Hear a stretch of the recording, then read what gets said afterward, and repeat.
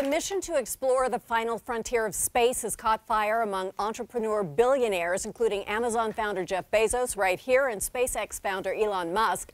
The book Rocket Billionaires explores how these innovators are embarking on a new space race and the potential consequences. Please welcome author Tim Fernholz. It's good to have you here. Thank you so much. It is such a fascinating subject. I almost don't know where to begin, but talk to me a little bit about how what seemed to be the purview of only governments to have the scale of working on things like a spacecraft has moved into the private industry. What happened? Well, it was the internet, basically. We had a big technological revolution starting in the 90s, and it did a couple things. It advanced technology, so batteries are small and microchips are small.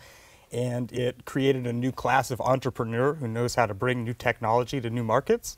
And it gave some of them billions of dollars, which they could then use to pursue their personal passions about space. So it's those three trends kind of coming together that have given us a new space race. What role did the disasters that NASA endured play in this? A big role. I mean, the Challenger disaster in 1986 and then Columbia in 2003, beyond being immensely sad for people who were really exploring the universe and pushing the limits, they were wake-up calls to the U.S. government to say, you know, our space strategy is not working and we need to come up with different plans.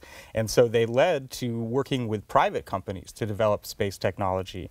In the 90s, it sort of went wrong, but in the 2000s, with the Bush administration and then with the Obama administration, we saw NASA partner with private companies like SpaceX to create new technology and service the International Space Station up in orbit. It's just amazing to me. I mean, these are just dudes, right? Going out and doing the space thing.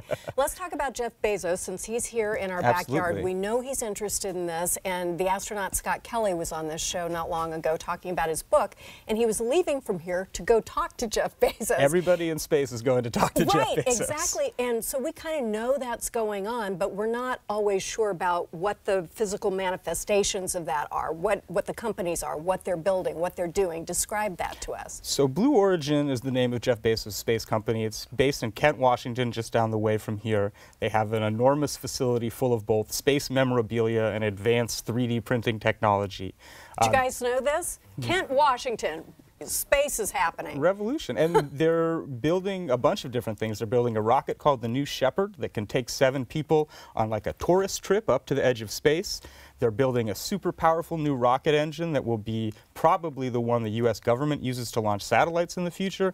And they're building their own rocket called the New Glenn, named after John Glenn, that will take satellites into orbit and maybe even people. So he has, you know, Jeff Bezos plans ahead. He's a long-term strategic thinker. So he's thinking 10 years down the line. His goal is to have millions of people working and living in space colonies. And that's something he's been thinking about his whole life.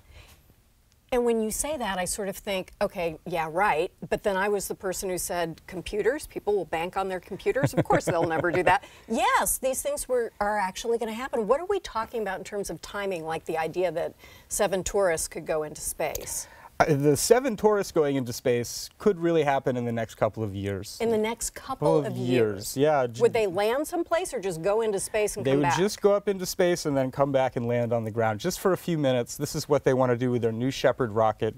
Blue Origin has a test facility in Texas where they're going to try and fly people. They want to fly the first people this year and then hopefully start regular operations after that. That is amazing. So let's talk about Elon Musk. We saw the rocket test here just lately where the side rockets came down and landed perfectly. And how I'm thinking, incredible is that? How incredible is that? This is a man, you know, an incredibly smart man with his billions doing this right, you know, right in front of us. What is he aiming to accomplish? So Elon Musk's goal is what he calls a multi-planetary civilization. He wants humans to have a presence on Mars, a colony eventually, so that if something happens to Earth, God forbid, the human civilization will go on.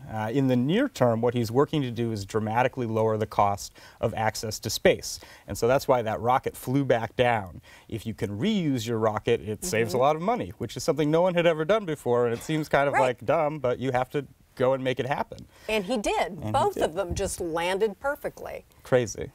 So what does this mean in terms of humankind and the acceleration of our learning and our exploration?